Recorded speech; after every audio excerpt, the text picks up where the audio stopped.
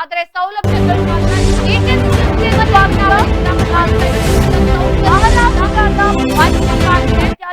ಗಬ್ಬು ನಾರ್ತಾ ಇದೆ. ರಸ್ತೆಗಳು ಅಪ್ಡೇಟ್ ಆಗ್ತಾ ಇದೆ.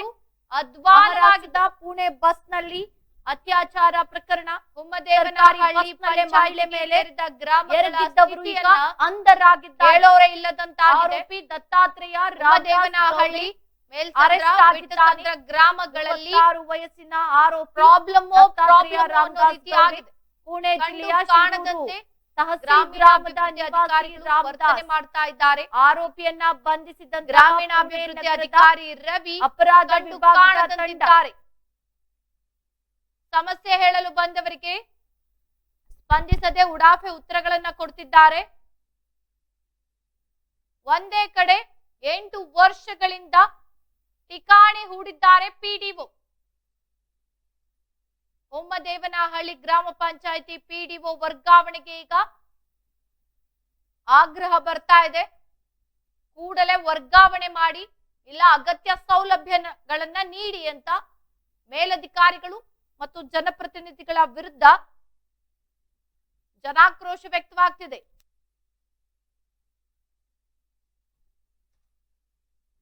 ಬೆಂಗಳೂರು ದಕ್ಷಿಣ ತಾಲೂಕು ಹುಮ್ಮದೇವನಹಳ್ಳಿ ಗ್ರಾಮಕ್ಕೆ ಗ್ರಾಮ ಪಂಚಾಯಿತಿ ಸ್ಥಾನಮಾನ ಸಿಕ್ಕಿದ್ರು ಕೂಡ ಮೂಲಭೂತ ಸೌಲಭ್ಯಗಳಿಂದ ವಂಚಿತ. ಕಳೆದ 8 ವರ್ಷಗಳಿಂದ ಕೂಡ ಒಂದೇ ಕಡೆ ಇಲ್ಲಿನ ಪಿಡಿಒ ಠಿಕಾಣಿ ಹೂಡಿದ್ದಾರೆ. ಗ್ರಾಮ ಪಂಚಾಯಿತಿ ಪಿಡಿಒ ವರ್ಗಾವಣೆ ಮಾಡಬೇಕು ಅಂತ ಈಗ ಆಗ್ರಹಿಸಲಾಗ್ತಿದೆ. ಕೂಡಲೇ ವರ್ಗಾವಣೆ ಮಾಡಿ, ಇಲ್ಲ ಅಂದ್ರೆ ಅಗತ್ಯ ಸೌಲಭ್ಯಗಳನ್ನ ನೀಡಿ. ಮೇಲಧಿಕಾರಿಗಳು ಮತ್ತು ಜನಪ್ರತಿನಿಧಿಗಳ ವಿರುದ್ಧ ಈಗ ಜನರು ಆಕ್ರೋಶವನ್ನ ವ್ಯಕ್ತಪಡಿಸ್ತಾ ಇರುವಂತದ್ದು. ಹುಮ್ಮದೇವನಹಳ್ಳಿ, ಮೇಲ್ಸಂದ್ರ, ವಿಟ್ಟಸಂದ್ರ ಗ್ರಾಮಗಳಲ್ಲಿ ಮೂಲಭೂತ ಸೌಕರ್ಯಗಳಿಲ್ಲದೆ ಸಾರ್ವಜನಿಕರು ಕಂಗಾಲಾಗಿದ್ದಾರೆ. ಗ್ರಾಮದ ಪ್ರಮುಖ ರಸ್ತೆಗಳಲ್ಲಿ ಎಲ್ಲೆಂದರಲ್ಲಿ ಕಸ ರಾಶಿ ರಾಶಿಯಾಗಿ ಬಿದ್ದಿದ್ರು ಕೂಡ ಪಿಡಿಒ ಕ್ಯಾರೆ ಅಂತ ಇಲ್ಲ ಅಂತ ಗ್ರಾಮಸ್ಥರು ಈಗ ಆರೋಪ ಮಾಡ್ತಾ ಇದ್ದಾರೆ. ಇನ್ನು ಗ್ರಾಮಗಳಿಗೆ ಮೂಲ ಸೌಕರ್ಯಗಳನ್ನ ಒದಗಿಸುವಂತೆ ಮನವಿ ಮಾಡಿದ್ರು ಕೂಡ ಗ್ರಾಮ ಅಭಿವೃದ್ಧಿ ಅಧಿಕಾರಿ ರವಿ ಗಾಣಿಗ ಸ್ಪಂದಿಸ್ತಾ ಇಲ್ಲ ಅಂತ ದೂರು ಸಲ್ಲಿಸಿರುವಂತದ್ದು. ಏನು ದೂರಿದ್ದಾರೆ. ಕಳೆದ 8 ವರ್ಷಗಳಿಂದ ವರ್ಗಾವಣೆಯೂ ಆಗದೆ, ಗ್ರಾಮದ ಸಮಸ್ಯೆಗಳನ್ನು ಆಲಿಸದೆ ಬೇಜವಾಬ್ದಾರಿಯಿಂದ ಇಲ್ಲಿನ ಪಿಡಿಒ ವರ್ತಿಸ್ತಾ ಇದ್ದಾರೆ ಅಂತ ಕಿಡಿಕಾರಿದ್ದಾರೆ. ಏನೋ ಕೂಡಲೇ ಸಂಬಂಧಿಸಿದ ಮೇಲಧಿಕಾರಿಗಳು, ಜನಪ್ರತಿನಿಧಿಗಳು ಮೂಲ ಸೌಕರ್ಯಗಳನ್ನ ಒದಗಿಸಬೇಕು ಅಂತ ಸ್ಥಳೀಯರು ಒತ್ತಾಯವನ್ನ ಮಾಡ್ತಾ ಇರುವಂತದ್ದು. ಬಹಳಷ್ಟು ಆಕ್ರೋಶ ವ್ಯಕ್ತವಾಗ್ತಾ ಇದೆ. ನಾವು ದೃಶ್ಯದಲ್ಲಿ ನೋಡ್ತಾ ಇದೀವಿ. ಗ್ರಾಮದಲ್ಲಿ ಯಾವುದೇ ಸ್ವಚ್ಛತೆ ಇಲ್ಲ, ಎಲ್ಲ ಅಸ್ವಚ್ಛತೆ ಇದೆ. ಯಾವುದೇ ಮೂಲಭೂತ ಸೌಕರ್ಯಗಳನ್ನ ನೀಡುವಲ್ಲಿ ಗ್ರಾಮ ಪಂಚಾಯಿತಿ ಒಂದು ರೀತಿಯಾಗಿ ವಿಫಲವಾಗಿದೆ. ಸುತ್ತಮುತ್ತಲಿನ ಗ್ರಾಮಸ್ಥರೆಲ್ಲರೂ ಕೂಡ ಬೇಜವಾಬ್ದಾರಿತನದಿಂದ ವರ್ತನೆಯನ್ನ ಮಾಡ್ತಾ ಇದ್ದಾರೆ. ಅಂದ್ರೆ ಗ್ರಾಮಸ್ಥರು, ಅಧಿಕಾರಿಗಳು ಬೇಜವಾಬ್ದಾರಿತನದಿಂದ ವರ್ತನೆ ಮಾಡ್ತಾ ಇದ್ದಾರೆ ಅಂತ ಅಧಿಕಾರಿಗಳ ವಿರುದ್ಧ ಗ್ರಾಮಸ್ಥರು ಆಕ್ರೋಶವನ್ನ ಕೂಡ ವ್ಯಕ್ತಪಡಿಸ್ತಾ ಇರುವಂತದ್ದು. ಪ್ರಮುಖ ರಸ್ತೆಗಳಲ್ಲಿ ಕಸದ ರಾಶಿ ಬಿದ್ದಿದೆ. ಆದ್ರೂ ಕೂಡ ಅಧಿಕಾರಿಗಳು ಕ್ಯಾರೆ ಅಂತ ಇಲ್ಲ. ರಸ್ತೆ ಸರಿಯಾಗಿಲ್ಲ, ಮೂಲಭೂತ ಸೌಕರ್ಯಗಳಿಲ್ಲ, ಸ್ವಚ್ಛತೆ ಅನ್ನೋದು ಪ್ರಮುಖವಾಗಿಲ್ಲ. ಈ ರೀತಿಯಾಗಿ ಕಸದ ರಾಶಿ ಇದ್ರೆ, ಗಲೀಜಿದ್ರೆ ಸಾಂಕ್ರಾಮಿಕ ರೋಗಗಳು ಹರಡುವಂತಹ ಭೀತಿಯಲ್ಲಿ ಕೂಡ ಸುತ್ತಮುತ್ತಲಿನ ಗ್ರಾಮಸ್ಥರು ಇರುವಂತದ್ದು. ವಯಸ್ಸಾದವರು, ಮಕ್ಕಳವರು ಎಲ್ಲರೂ ಕೂಡ ಓಡಾಡುವಂತ ರಸ್ತೆಯಲ್ಲಿ ಈ ರೀತಿಯಾಗಿ ಕಸದ ರಾಶಿ ಬಿದ್ದಿದ್ರೆ ಹೇಗೆ ಅಲ್ಲಿನ ಜನರು ಓಡಾಡ್ಬೇಕು? ಜೊತೆಗೆ ಅದ್ರ ವಾಸನೆಯಿಂದ ಬಹಳಷ್ಟು ತೊಂದರೆ ಆಗುತ್ತೆ. ಜೊತೆಗೆ ಕಸದ ರಾಶಿ ಬಿದ್ದಿರೋದ್ರಿಂದ ಬಹಳಷ್ಟು ತೊಂದರೆ ಆಗುತ್ತೆ. ಆದ್ರೂ ಕೂಡ ಇದುವರೆಗೂ ಯಾವುದೇ ಅಧಿಕಾರಿಗಳು ಬಂದು ತಲೆ ಕೆಡಿಸ್ಕೊಂಡಿಲ್ಲ. ಇದಕ್ಕೆ ಒಂದು ಸೂಕ್ತ ಪರಿಹಾರವನ್ನ ಕೊಡುವಂತ ಕೆಲಸಕ್ಕೆ ಕೂಡ ಮುಂದಾಗಿಲ್ಲ. ಈಗ ಗ್ರಾಮಸ್ಥರು ಆಕ್ರೋಶವನ್ನ ವ್ಯಕ್ತಪಡಿಸ್ತಾ ಇದ್ದಾರೆ. ಸಂಬಂಧಿಸಿದ ಅಧಿಕಾರಿಗಳು ಅಥವಾ ಜನಪ್ರತಿನಿಧಿಗಳು ಕೂಡಲೇ ಬಂದು ನಮ್ಮ ಸಮಸ್ಯೆಯನ್ನ ಸರಿಪಡಿಸಬೇಕು ಅಂತ.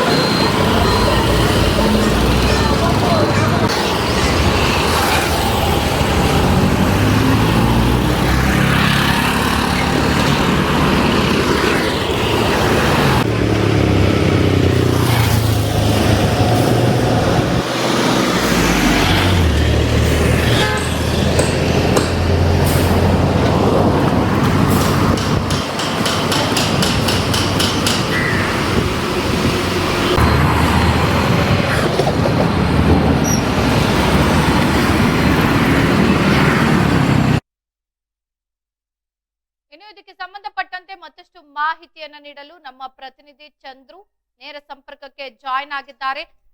ಚಂದ್ರು, ಈಗ ಹುಮ್ಮದೇವನಹಳ್ಳಿ ಗ್ರಾಮಕ್ಕೆ ಗ್ರಾಮ ಪಂಚಾಯತಿ ಸ್ಥಾನಮಾನ ಇದೆ, ಆದ್ರೆ ಮೂಲಭೂತ ಸೌಲಭ್ಯಗಳಿಂದ ವಂಚಿತವಾಗಿದೆ. ಅಧಿಕಾರಿಗಳು ಏನ್ ಮಾಡ್ತಾ ಇದ್ದಾರೆ ಹಾಗಾದ್ರೆ ಅಂತ?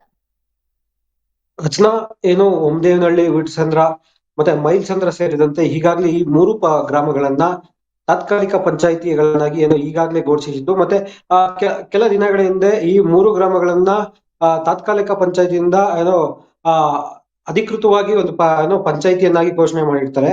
ಆದ್ರೆ ಈ ಒಂದು ಪಂಚಾಯಿತಿಯಲ್ಲಿ ಏನೋ ಪಿಡಿಒ ಆಗಿ ಏನೋ ಕಾರ್ಯನಿರ್ವಹಿಸುತ್ತ ಏನು ರವಿ ಗಾಣಿಗ ಅನ್ನೋ ಏನು ಗ್ರಾಮಾಭಿವೃದ್ಧಿ ಅಧಿಕಾರಿಗಳ ಮೇಲೆ ಈಗಾಗಲೇ ಇಲ್ಲಿನ ಗ್ರಾಮಸ್ಥರು ಹಿಡಿ ಶಾಪವನ್ನ ಹಾಕ್ತಾ ಇರತಕ್ಕಂಥದ್ದು. ಯಾವುದೇ ರೀತಿಯ ಕೆಲಸ ಕಾರ್ಯಗಳನ್ನ, ಮೂಲಭೂತ ಸೌಕರ್ಯಗಳನ್ನ ಕಲ್ಪಿಸುವಲ್ಲಿ ವಿಫಲ ಆಗಿದ್ದಾರೆ ರವಿ ಗಾಣಿಗ. ಅಂದ್ರೆ ಸಾಕಷ್ಟು ದುಡ್ಡಿರುವಂತಹ ಪ್ರಭಾವಿಗಳಿಗಾಗಿರ್ಬೋದು ಮತ್ತೆ ಸಾಹುಕಾರರಿಗೆ, ಆದ್ರೆ ದುಡ್ಡಿರುವಂತಹ ವ್ಯಕ್ತಿಗಳಿಗೆ ಮತ್ತೆ ಪ್ರಭಾವಿ ವ್ಯಕ್ತಿಗಳಿಗೆ ಮಾತ್ರ ಈತ ಅಭಿವೃದ್ಧಿ ಅಧಿಕಾರಿ ಆಗಿರ್ತಾನೆ. ಮತ್ತೆ ಯಾವುದೇ ಒಬ್ಬ ಕಷ್ಟದಿಂದ ಇರ್ಬೋದು ಮತ್ತೆ ದುಡ್ಡಿಲ್ಲದ ಏನು ಸಾರ್ವಜನಿಕ ವ್ಯಕ್ತಿಗಳಿಗೆ ಈತ ಅಭಿವೃದ್ಧಿ ಅಧಿಕಾರಿ ಅಲ್ಲ ಈತ ಅನ್ನೋ ಮಾತುಗಳನ್ನ ಈಗಾಗಲೇ ಏನೋ ಗ್ರಾಮಸ್ಥರು ಹೇಳಿರುವಂತದ್ದು ನಾವು ಈಗಾಗಲೇ ಕೇಳಿದ್ದೀವಿ ರಚನಾ. ಮತ್ತೆ ಏನೋ ಈ ಗ್ರಾಮ ಪಂಚಾಯತಿಯಲ್ಲಿ ಕನಿಷ್ಠ ಈಗಾಗಲೇ ಏನು ಬ್ರ್ಯಾಂಡ್ ಬೆಂಗಳೂರನ್ನ ಕನಸನ್ನ ಡಿ ಕೆ ಶಿವಕುಮಾರ್ ಅವರು ಹೇಳ್ತಾ ಇದ್ದಾರೆ.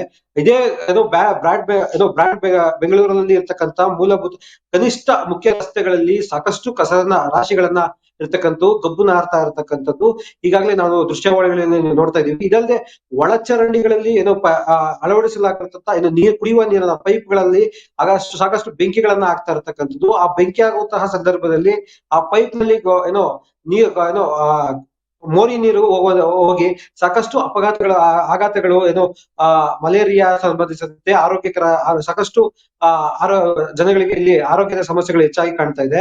ಇಷ್ಟಾದ್ರೂ ಕೂಡ ರವಿ ಗಣೇಶ್ ಅನ್ನುವ ವ್ಯಕ್ತಿ ಏನೋ ಪಿಡಿಒ ಗ್ರಾಮಾಭಿವೃದ್ಧಿ ಅಧಿಕಾರಿ ಯಾವುದೇ ರೀತಿ ಕೆಲಸಗಳನ್ನ ಕಾರ್ಯಗಳನ್ನ ಇಲ್ಲಿನ ಗ್ರಾಮಸ್ಥರಿಗೆ ನೀಡ್ತಾ ಇರೋದಿಲ್ಲ.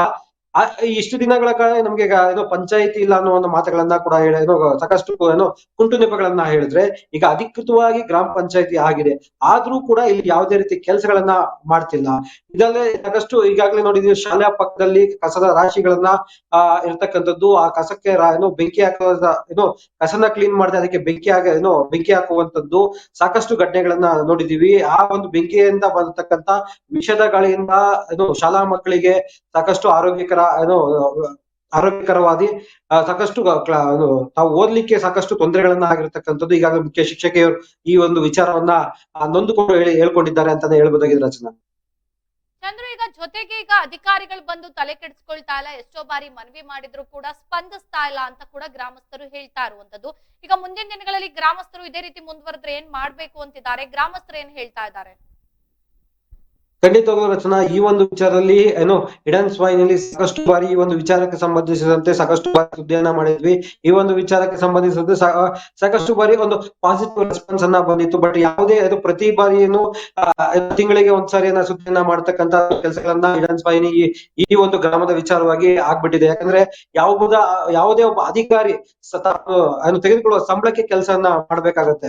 ಯಾವುದೇ ತೆಗೆದುಕೊಳ್ಳುವ ಸಂಬಳಕ್ಕೆ ಬಿಟ್ಟು ಬೇಕಾಬಿಟ್ಟಿಯಾಗಿ ಕೆಲಸವನ್ನ ಮಾಡ್ಲಿಕ್ಕೆ ಆಗಿರ್ಬೋದು, ಮತ್ತೆ ತನ್ನ ವೈಯಕ್ತಿಕ ಹಿತಾಸಕ್ತಿಯಿಂದ ಮತ್ತೆ ತನ್ನ ವೈಯಕ್ತಿಕವಾಗಿ ಬೆಳವಣಿಗೆಗೆ ತನ್ನ ಅಧಿಕಾರವನ್ನ ದುರುಪಯೋಗ ಪಡಿಸಿಕೊಂಡದ್ದು ಇಲ್ಲಿನ ಗ್ರಾಮ ಮಾಡಿಕೊಂಡಿದ್ದಾರೆ ಅನ್ನೋದು ಇಲ್ಲಿನ ರವಿ ಗಣಿಗ ಮೇಲೆ ಇಲ್ಲಿನ ಗ್ರಾಮಸ್ಥರ ಆರೋಪ. ಮತ್ತೆ ಈಗಾಗಲೇ ಸಾಕಷ್ಟು ಈ ಹಿಂದೆ ಗ್ರಾಮಗಳಾಗಿರ್ಬೋದು ಮತ್ತೆ ದೊಡ್ಡತೋಗೂರುಗಳಾಗಿರ್ಬೋದು ಈ ಒಂದು ಅಧಿಕೃತವಾಗಿ ಅಪ್ಗ್ರೇಡ್ ಮಾಡಿದಂತಹ ದೊಡ್ಡತೋಗೂರು ಪಟ್ಟಣ ಪಂಚಾಯಿತಿ ಆಯ್ತು.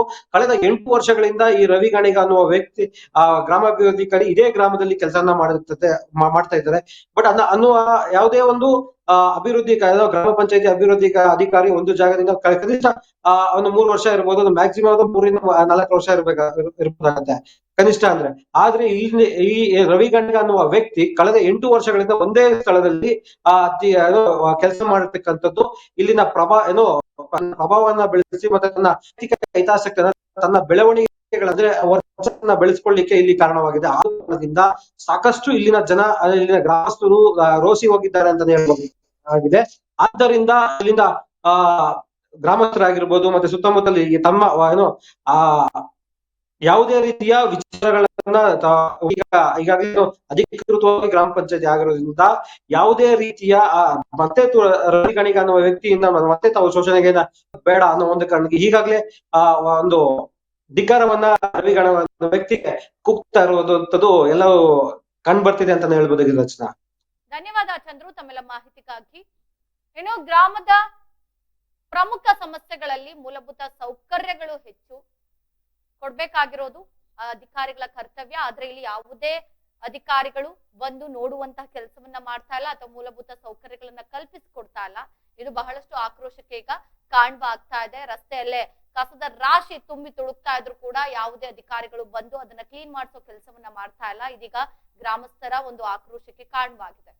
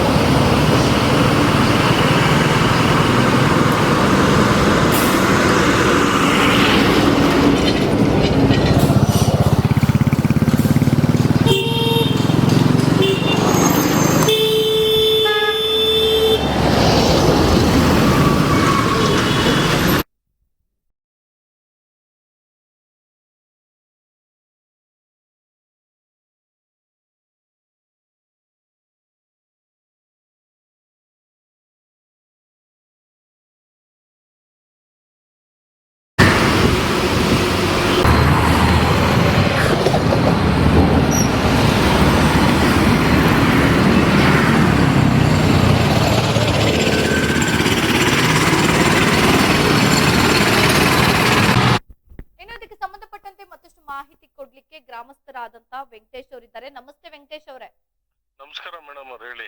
ಈಗ ನಿಮ್ಮ ಗ್ರಾಮದಲ್ಲಿ ಬಹಳಷ್ಟು ಮೂಲಭೂತ ಸೌಕರ್ಯಗಳ ಕೊರತೆ ಇದೆ, ಅದ್ರಲ್ಲೂ ಕೂಡ ಸ್ವಚ್ಛತೆ ಅನ್ನೋದು ಮಾಯ ಆಗೋಗಿದೆ, ಕಸದ ರಾಶಿ ರಸ್ತೆಯಲ್ಲೇ ಇದೆ. ಏನ್ ಮಾಡ್ತಾ ಇದ್ದಾರೆ ಅಧಿಕಾರಿಗಳು? ಅಧಿಕಾರಿಗಳ ಗಮನಕ್ಕೆ ತಂದಿದ್ದೀರಾ? ನಾವ್ ಎಷ್ಟೇ ಬಾರಿ ಅಧಿಕಾರಿಗಳ ಗಮನಕ್ಕೆ ತಂದ್ರುನು ಅದ್ರ ಬಗ್ಗೆ ಇವರು ಚಿಂತನೆ ಮಾಡ್ತಾ ಇಲ್ಲ, ಏನಿಲ್ಲ. ಜನಗಳ ಆರೋಗ್ಯ ಬಗ್ಗೆನೂ ಚಿಂತೆ ಮಾಡ್ತಾ ಇಲ್ಲ. ಕುಡಿಯುವ ನೀರಿನ ಸಮಸ್ಯೆ ಆಗ್ಲಿ, ಕಸದ ಸಮಸ್ಯೆ ಆಗ್ಲಿ, ಏನ್ ಮಾಡ್ತಾ ಇದಾರೆ ಅಂತ ಹೇಳಿದ್ರೆ ಆ ಕಸಗಳಿಗೆಲ್ಲ ಇವ್ರು ಬೆಂಕಿ ಇಡ್ತಾ ಇದಾರೆ. ಕಸ ತೆಗೀತಾ ಇಲ್ಲ. ಕಸ ತೆಗೀತಾ ಇದೀವಿ ಅಂತ ಹೇಳ್ಬಿಟ್ಟು ಇದ್ರಲ್ಲಿ ನಮ್ಮ ಪಂಚಾಯತಿಯಲ್ಲೆಲ್ಲ ಬಿಲ್ಗಳು ಮಾಡಿಸ್ಕೊಂಡು ಡಬಲ್ ಬಿಲ್ ಮಾಡಿಸ್ಕೊಂಡು ಇದಕ್ಕೆಲ್ಲ ಅಧಿಕಾರಿಗಳೆಲ್ಲ ಶಾಮೀಲಾಗಿ ಸಿಕ್ಕಾಪಟ್ಟೆ ಸಮಸ್ಯೆ ಮಾಡ್ತಾ ಇದಾರೆ ನಮ್ಗೆ.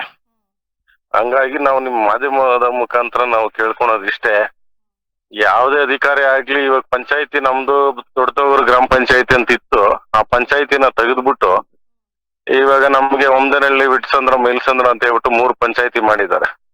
ಆ ಪಂಚಾಯತಿನೂ ಸರಿಯಾಗಿ ಕಾರ್ಯನಿರ್ವಹಿಸ್ತಾ ಇಲ್ಲ, ಏನಿಲ್ಲ. ಅದು ನಮ್ಮ ಡಿ ಸಿ ಅವರು ಏನ್ ಮಾಡಿದ್ದಾರೆ, ಪಂಚಾಯತಿ ಮಾಡ್ಬೇಕಂತ ಹೇಳ್ಬಿಟ್ಟು ಅನೌನ್ಸ್ಮೆಂಟ್ ಆಗಿದೆ. 10ನೇ ತಾರೀಕು ಒಳಗಡೆ ಮಾಡ್ಬೇಕಾಯ್ತು. ಅದು ಹೋದ್ ತಿಂಗಳು 10ನೇ ತಾರೀಕೆ ಮಾಡ್ಬೇಕಾಯ್ತು, ಇನ್ನ ಮಾಡ್ಲಿಲ್ಲ. ಸಿಕ್ಕಾಪಟ್ಟೆ ಸಮಸ್ಯೆ ಆಗಿದೆ. ದಯಮಾಡಿ ನಿಮ್ಮ ಮಾಧ್ಯಮದ ಮುಖಾಂತರ ಆದ್ರೂ ಜನಗಳಿಗೆ ಒಂದು ಅನುಕೂಲ ಆಗೋ ತರ ಮಾಡ್ಕೊಡಿ ನಮ್ಗೆ. ಖಂಡಿತ ಸರ್. ಈಗ ಈ ರೀತಿ ಈಗ ಬೇಕಾದಷ್ಟು ಸಮಸ್ಯೆಗಳು ನಿಮ್ಮ ಗ್ರಾಮದಲ್ಲಿ ಇದೆ, ಇದನ್ನ ಬಿಟ್ಟು ಬೇರೆ ಏನ್ ಸಮಸ್ಯೆಗಳಿದೆ? ಇದು ನೀರಿನ ಸಮಸ್ಯೆ ಇದೆ, ತುಂಬಾ ನೀರಿನ ಸಮಸ್ಯೆ ಇದೆ, ಕರೆಂಟ್ ಸಮಸ್ಯೆ ಇದೆ, ಬೀದಿ ದೀಪಗಳಿಲ್ಲ. ಎಲ್ಲ ಅಂದ್ರೆ ಅಲ್ಲಿ ಕಳ್ತನಗಳು ಅವು ಇವೆಲ್ಲ ಆಗ್ತಾ ಇದಾವೆ. ಅದು ಕೇಳೋರಿಲ್ಲ, ಮಾಡೋರಿಲ್ಲ. ಈ ನಮ್ಮ ಮೋರಿಗಳು ಕ್ಲೀನ್ ಮಾಡೋರಿಲ್ಲ. ಆಮೇಲೆ ಈ ಬೆಂಕಿ ಇಡ್ತಾ ಇದಾರಲ್ಲ, ಬೆಂಕಿ ಇಟ್ಟಿರೋದ್ರಲ್ಲಿ ನಮ್ಮ ಪಂಚಾಯತಿ ಪೈಪ್ಸ್ ಇದೆ, ವಾಟರ್ ಪೈಪ್ಸ್, ಅವೆಲ್ಲ ಸುಟ್ಟು ಮತ್ತೆ ಈ ಸ್ಯಾನಿಟರಿ ನೀರೆಲ್ಲ ಅದ್ರಲ್ಲಿ ಮಿಕ್ಸ್ ಆಗಿ ಬರ್ತಾ ಇದೆ.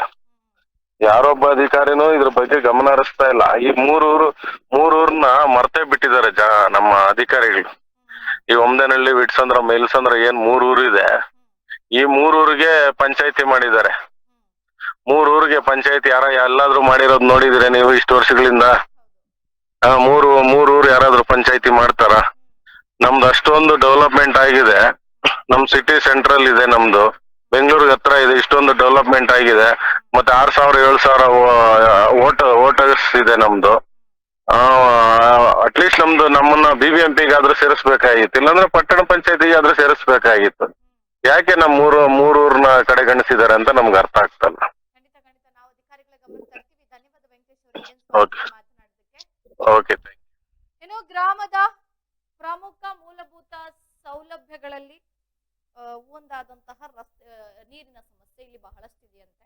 ಜೊತೆಗೆ ಕಸದ ರಾಶಿ ಇಲ್ಲಿ ತುಂಬಿ ತುಳುಕ್ತಾ ಇದೆ, ಅದಕ್ಕೂ ಯಾರು ತಲೆ ಕೆಡಿಸ್ಕೊಳ್ತಾ ಇಲ್ಲ. ಅಷ್ಟು ಬೇಜವಾಬ್ದಾರಿತನ ವರ್ತನೆಯನ್ನ ಮಾಡ್ತಾ ಇದ್ದಾರೆ ಅನ್ನೋ ಒಂದಷ್ಟು ಮಾಹಿತಿ ಕೂಡ ಈಗ ಲಭ್ಯವಾಗ್ತಾ ಇರುವಂತದ್ದು. ಈಗ ಇದಕ್ಕೆ ಸಂಬಂಧಪಟ್ಟಂತೆ ಅಧಿಕಾರಿಗಳು ಯಾವ ರೀತಿ ಕ್ರಮವನ್ನ ಕೈಗೊಳ್ತಾರೆ ಅಥವಾ ಯಾವ ರೀತಿಯಾಗಿ ಮುಂದಿನ ದಿನಗಳಲ್ಲಾದ್ರೂ ಎಚ್ಚೆತ್ಕೊಳ್ತಾರಾ, ಈ ಗ್ರಾಮದಲ್ಲಿರುವ ಸಮಸ್ಯೆಗಳನ್ನ ಸರಿಪಡಿಸ್ತಾರಾ ಅಂತ ಕಾದು ನೋಡೋಣ.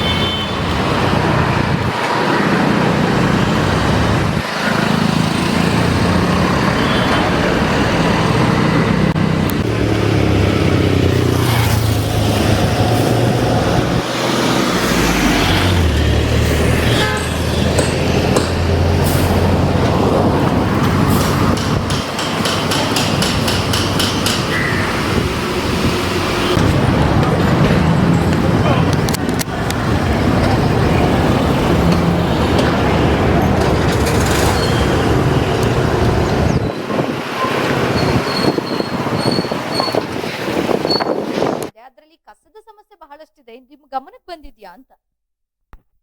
ಗಮನಕ್ಕಿದೆ. ನಾವು ಸ್ಥಳೀಯವಾಗಿ ಅಲ್ಲೆಲ್ಲರಿಗೂ ಹೇಳಿದ್ದೀನಿ ಕಸ ನಿರ್ವಹಣೆ ಮಾಡಕ್ಕೆ. ಅದಿಷ್ಟು ದಿನ ಗ್ರಾಮ ಪಂಚಾಯತಿ ವ್ಯಾಪ್ತಿಗೂ ಸೇರಿರ್ಲಿಲ್ಲ, ಪಟ್ಟಣ ಪಂಚಾಯತಿಗೂ ಸೇರಿರ್ಲಿಲ್ಲ.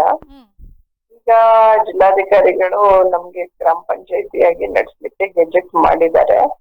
ಆದಷ್ಟು ಬಂದ ಕೂಡಲೇ ನಾವು ಕಸದ ನಿರ್ವಹಣೆ ಎಲ್ಲ ಮಾಡ್ತೀವಿ. ಅದ್ರ ಜೊತೆಗಲ್ಲಿ ನೀರಿನ ಸಮಸ್ಯೆ ಬಹಳಷ್ಟಿದೆ ಅಂತ ಗ್ರಾಮಸ್ಥರು ಒಂದ್ ರೀತಿಯಾಗಿ ಪರದಾಡ್ತಿದ್ದಾರೆ.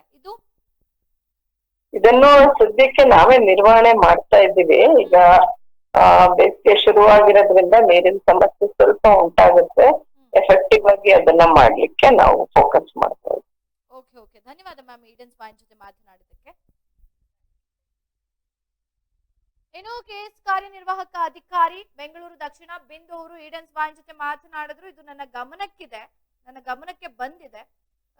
ಇಷ್ಟು ದಿನ ಈ ಗ್ರಾಮ ಏನಿದೆ, ಈ ಗ್ರಾಮ ಯಾವುದೇ ಪಟ್ಟಣ ಪಂಚಾಯತಿಗೆ ಅಥವಾ ಪಂಚಾಯತಿಗೆ ಸೇರಿರ್ಲಿಲ್ಲ, ಈಗ ಸೇರಿದೆ. ಬೇಸಿಗೆ ಆಗಿರೋದ್ರಿಂದ ಒಂದಷ್ಟು ಸಮಸ್ಯೆಗಳಿದೆ, ಅದನ್ನ ಪರಿಹರಿಸುವಂತ ಕೆಲಸವನ್ನ ಮಾಡ್ತೀವಿ ಅನ್ನೋ ಒಂದು ಮಾತನ್ನ ಕೂಡ ಹೇಳಿದ್ದಾರೆ.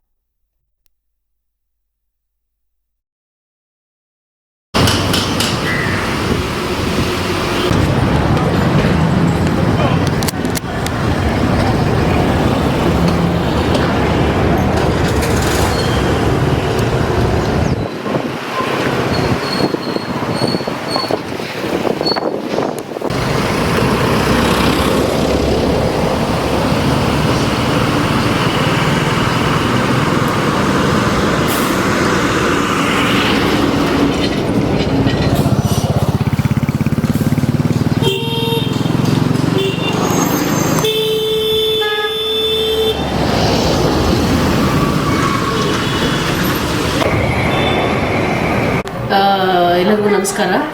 ನಾನು ಈ ಶಾಲೆಯ ಕಾರ್ಯದರ್ಶಿ, ಆ್ಯಕ್ಟಿವ್ ಪಬ್ಲಿಕ್ ಸ್ಕೂಲ್ನ ಕಾರ್ಯದರ್ಶಿಯಾಗಿ ಒಂದೆರಡು ಮಾತುಗಳು ಮಾತಾಡೋದಕ್ಕೆ ಇಷ್ಟಪಡ್ತಿದ್ದೀನಿ. ಸುಮಾರು 3 ವರ್ಷಗಳಿಂದ ನಮ್ಮ ಶಾಲೆ ಪಕ್ಕದಲ್ಲಿ ಕಸನ ತಂದು ಎಲ್ಲ ಈ ನಮ್ಮ ಸುತ್ತಮುತ್ತಲಿನ ಗ್ರಾಮಸ್ಥರು ಹಾಕ್ತಿದ್ದಾರೆ. ಅದು ತುಂಬಾ ನಮಗೆ ಒಂದು ಆತಂಕ ಅಂತ ಹೇಳಬೇಕಾಗುತ್ತೆ. ಯಾಕೆಂದರೆ ನಮ್ಮ ಶಾಲೆ ಮಕ್ಕಳಿಗೆ ತುಂಬ ತೊಂದರೆ ಆಗ್ತಾ ಇದೆ. ಶಾಲೆ ಹಿಂದೆನೇ ಅಂದರೆ ಶಾಲೆ ಪಕ್ಕದಲ್ಲೇ ಇದು ನಡೀತಾ ಇರುವಂತಹದ್ದು. ಸುಮಾರು ಸರಿ ನಾನೇ ವೈಯಕ್ತಿಕವಾಗಿ ಇಲ್ಲಿರುವಂಥ ಕಸನ ನಾನು ತೆಗೆದು ಹೊರಗಡೆ ಹಾಕ್ಸಿದ್ದೀನಿ. ಆದರೂ ನೋಟಿಸ್ ಹಾಕಿದ್ದೀನಿ ಮತ್ತು ಬ್ಯಾನರ್ ಹಾಕ್ಸಿದ್ದೀನಿ, ಕ್ಯಾಮ್ರಾ ಹಾಕ್ಸಿದ್ದೀವಿ, ಕ್ಯಾಮ್ರಾಗಳಿದೆ ಅಂತಲೂ ಸಹ ಜನರಿಗೆ ಅಂದರೆ ಸಾರ್ವಜನಿಕರಿಗೆ ತಿಳಿಸಿದ್ದೀವಿ. ಆದರೂ ಸಹ ಏನೂ ಇದರ ಉಪಯೋಗ ಆಗಲಿಲ್ಲ. ಮತ್ತು ಇಲ್ಲಿ ನಮ್ಮ ಅಕ್ಕಪಕ್ಕದ ಎಲ್ಲ ಯಾರ್ಯಾರು ಈ ಒಂದು ವ್ಯಾಪ್ತಿಲಿ ಬರುವಂಥ ಕೆಲವರು ಮುಖ್ಯಸ್ಥರಿಗೂ ಸಹ ಈ ರೀತಿ ನಡೀತಾ ಇದೆ ಅಂತಲೂ ಸಹ ತಿಳಿಸಿದ್ವಿ. ಆದರೂ ಸಹ ಏನೂ ಪ್ರಯೋಜನ ಆಗ್ತಾ ಇಲ್ಲ. ಮತ್ತು ಏನು ಮಾಡ್ತಾರೆ, ಕಸ ಹಾಕಿದ ನಂತರ ಕೆಲವರು ಏನು ಮಾಡ್ತಾ ಇದ್ದಾರೆ, ಅಕ್ಕಪಕ್ಕದವರು ಬೆಂಕಿ ಇಟ್ಟು ಹೋಗ್ತಾ ಇದ್ದಾರೆ. ಈ ಬೆಂಕಿ ಹೊಗೆಗೆ ನಮ್ಮ ಎಲ್ಲ ಕ್ಲಾಸ್ ರೂಮ್ಗಳಿಗೆ ಬೆಂಕಿ ಬಂದು ಮಕ್ಕಳಿಗೆ ತುಂಬ ಅನಾಹುತ ಆಗ್ತಾ ಇದೆ. ತರಗತಿಗಳು ಸಹ ನಡೆಸಲಿಕ್ಕೆ ತುಂಬ ಕಷ್ಟ ಆಗ್ತಾ ಇದೆ. ಹಾಗಾಗಿ ದಯವಿಟ್ಟು ಇಲ್ಲಿ ಸುತ್ತಮುತ್ತಲಿನ ಯಾರು ಮುಖ್ಯಸ್ಥರಿದ್ದಾರೆ ಅಥವಾ ಗ್ರಾಮ ಪಂಚಾಯತಿ ಆಗಿರಬಹುದು ಮತ್ತು ಇಲ್ಲಿನ ಒಂದು ಸಮಾಜ ಸೇವಕರಾಗಿರಬಹುದು, ದಯವಿಟ್ಟು ಇದನ್ನು ತಮ್ಮ ಸ್ವಂತ ವಿಷಯ ಅಂತ ತಿಳ್ಕೊಂಡು ಇದನ್ನು ಏನಾದರೂ ಒಂದು ದಿಕ್ಕಲ್ಲಿ ಪರಿಹಾರ ಮಾಡಿಕೊಡ್ಬೇಕು ಅಂತ ಹೇಳಿ ಎಲ್ಲರ ಹತ್ರನೂ ಸಹ ನಾನು ಮನವಿ ಮಾಡ್ಕೊಳ್ತಾ ಇದ್ದೀನಿ. ನಾವು ಲಾಸ್ಟ್ ಟೈಮೇ ನಾನು ಇದ್ರ ಬಗ್ಗೆ ನಾನು ಮಾಧ್ಯಮದವ್ರ ಹತ್ರ ಮಾತಾಡಿದ್ದೆ. ಯಾಕಂದರೆ ಒಮ್ದೇನಹಳ್ಳಿ ಬಂದು ಕಸದ ದೇವನಹಳ್ಳಿ ಆಗಿದೆ ಅಂತ ನಾನು ನಿಮ್ಮ ಮಾಧ್ಯಮದ ಮುಖಾಂತರನೇ ನಾನು ಹೇಳಿದ್ದೆ. ಆದರೆ ಇವತ್ತು ಈ ಮಾಧ್ಯಮನ ಕರೆಸಿ ಇದು ಮಾಡೋದಕ್ಕೆ ಕಾರಣ ಏನಂತ ಹೇಳಿದ್ರೆ, ನಿಮ್ಮ ಮುಂದೆನೇ ನೀವೇ ನೋಡಿದ್ದೀರ, ಕಣ್ಣಾರ ನೋಡಿದ್ದೀರ. ನಿಮ್ಮ ಮಾಧ್ಯಮದಲ್ಲಿ ಎಷ್ಟೋ ಬಾರಿ ಪ್ರಕಟ ಆಗಿದೆ. ಆದ್ರೇನು ನಮ್ಮ ಅಧಿಕಾರಿಗಳು ಯಾರು ಎಚ್ಚೆತ್ತುಕೊಳ್ತಾ ಇಲ್ಲ. ಬರೀ ಅವರಿಗೆ ಈ ತಾತ್ಕಾಲಿಕ ಪಂಚಾಯತ್ ಅಂತ ನೀವು ಕೇಳಿದ್ರಲ್ಲ, ತಾತ್ಕಾಲಿಕವಾಗಿ ಇವಾಗ ಮಾಡಿದ್ದಾರೆ ಅಷ್ಟೇ. ಇವಾಗ ಮಾಡಿದರೆ ಮುಂದಿನ ದಿನಗಳಲ್ಲಿ ಅದು ಏನು ಮಾಡ್ತಾರೆ ಏನು ಕಥೆನ ನಮಗೆ ಗೊತ್ತಿಲ್ಲ. ಆದರೆ ಇವಾಗಂತೂ ಜನಗಳಿಗೆ ಸಿಕ್ಕಾಪಟ್ಟ ತೊಂದರೆ ಆಗಿದೆ. ಮತ್ತು ಎಲ್ಲ ಈ ಕಸ ಎತ್ತೋ ಬದಲು ಕಸಕ್ಕೆ ಬೆಂಕಿ ಇಕ್ತಾಯಿದ್ದಾರೆ. ಬೆಂಕಿ ಇಕ್ಬಿಟ್ಟು ಅಲ್ಲಿ ನಮ್ಮ ಈ ಪಂಚಾಯಿತಿ ವಾಟರ್ ಲೈನೆಲ್ಲ ಆಗಿದೆ. ಆ ವಾಟರ್ ಲೈನೆಲ್ಲ ಸುಟ್ಟೋಗಿ ಮತ್ತು ಮೋರಿಯಲ್ಲಿರೋ ನೀರೆಲ್ಲನೂ ಆ ಪೈಪಲ್ಲಿ ಬಂದು ಆ ಪೈಪಿಂದ ಜನಗಳಿಗೆ ಮೋರಿ ನೀರು ಮತ್ತು ಈ ಒಳಚರಂಡಿ ನೀರನ್ನ ಕುಡಿಯೋವಂಥ ಪರಿಸ್ಥಿತಿ ಈ ಒಮ್ದೇನಹಳ್ಳಿ ಗ್ರಾಮಕ್ಕೆ ಬಂದಿದೆ. ಫಸ್ಟು ದೊಡ್ಡತವರ ಗ್ರಾಮ ಪಂಚಾಯತಿಯಲ್ಲಿ ಇದ್ದಾಗ ಏನೋ ಅಲ್ಪ ಸ್ವಲ್ಪ ಕೆಲಸಗಳು ಆಗ್ತಾಯಿತ್ತು. ಅಲ್ಲಿ ಇವಾಗ ನಮ್ಮನ್ನು ವಿಟ್ಸಂದ್ರ ಮತ್ತು ಮೈಲಸಂದ್ರ ಒಮ್ದೇನಹಳ್ಳಿನ ಈ 3 ಗ್ರಾಮನ ಯಾವುದೇ ರೀತಿ ಕೆಲಸಕ್ಕೆ ಬರ್ದಿರೋ ಅಂಥ ಹಂಗೆ ಮಾಡಿ ಈ ಅಧಿಕಾರಿಗಳು ಮಾಡಿಟ್ಟಿದ್ದಾರೆ. ಇವಾಗ ಈ 3 ಗ್ರಾಮ ಏನು ಮಾಡಿತ್ತು? ನೀವು ಪಟ್ಟಣ ಪಂಚಾಯತಿ ನಮ್ಮನ್ನು ಮಾಡ್ಬೋದಾಗಿತ್ತಲ್ಲ, ಯಾಕೆ ಮಾಡಲಿಲ್ಲ? ಏನು ಕಾರಣ ಏನು? ಈ 3 ಗ್ರಾಮಗಳ ಬಗ್ಗೆ ಯಾವ ಅಧಿಕಾರಿನೂ ಯಾವ ಅಧಿಕಾರಿನೂ ಧ್ವನಿ ಎತ್ತಿ ಮಾತಾಡುವಂಥ ಅಧಿಕಾರಿನೂ ಇಲ್ಲ. ನಾವು ಅನಾಥರಾಗಿದ್ದೀವಿ. ಈ 3 ಊರೂ ಅನಾಥವಾಗಿದೆ.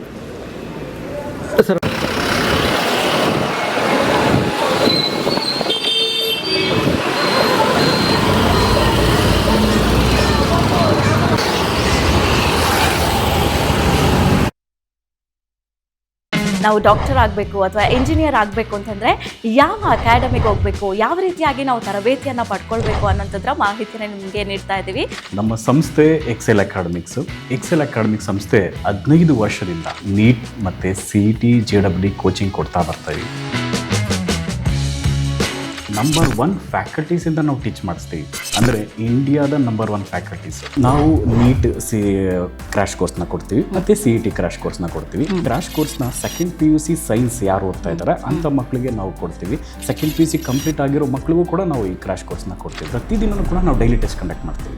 ಅದು ಇವತ್ತೇನು ಪಾಠ ಆಗಿದೆಯೋ ನಾಳೆ ಡೈಲಿ ಟೆಸ್ಟ್ ಕೊಡ್ತೀವಿ. ನಮ್ಮ ಎಕ್ಸೆಲ್ ಅಕಾಡೆಮಿಲಿ ಒಂದು ವಿಶೇಷತೆ ಏನಂದರೆ ಒಂದೇ ಕಡೆ ಹಾಸ್ಟೆಲ್, ಒಂದೇ ಕಡೆ ಕೋಚಿಂಗ್. ಮಕ್ಕಳು ಒಂದು ಸತಿ ಕ್ಯಾಂಪಸ್ಗೆ ಎಂಟ್ರಿ ಆದರೆ ಅವ್ರ ಕೋರ್ಸ್ ಮುಗಿಸ್ಕೊಂಡೇ ಆಚೆ ಹೋಗಬೇಕು. ಆ ಥರ ವ್ಯವಸ್ಥೆ ಮಾಡಿರ್ತೀವಿ. ತೆಲಂಗಾಣ, ಆಂಧ್ರ, ಡೆಲ್ಲಿ ಆ ಕಡೆಯಿಂದ ಕರೆಸಿ ನಾವು ಫ್ಯಾಕಲ್ಟೀಸ್ನ ನಂಬರ್ 1 ಫ್ಯಾಕಲ್ಟೀಸ್ನ ಟೀಚ್ ಮಾಡಿಸ್ತೀವಿ. ಎಕ್ಸಾಮ್ಗೆ ಹೋಗೋಕ್ಕಿಂತ ಮುಂಚೆ ಮಾದರಿ ಎಕ್ಸಾಮ್ನ ಒಂದು 15-20 ಎಕ್ಸಾಮ್ ಕೊಡ್ತೀವಿ ನಾವು.